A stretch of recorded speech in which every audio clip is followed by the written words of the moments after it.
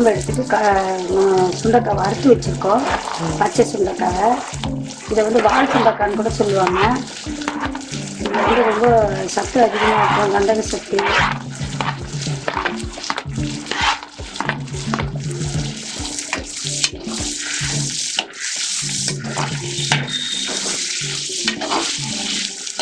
வெங்காயத்துக்கு அனைத்து சத்துக்களும் அதிகமாக இருக்குது. இதை நம்ம நல்லா வதக்கிக்கிறோம்.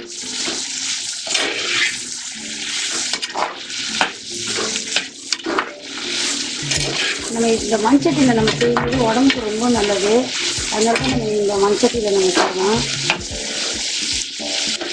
இந்த சுண்டைக்காயில் நமக்கு வந்து கால்சியம் சத்து, கந்தக சத்து அதிகமாக இருக்கிறதுனால நம்ம இது வந்து மாதத்தில்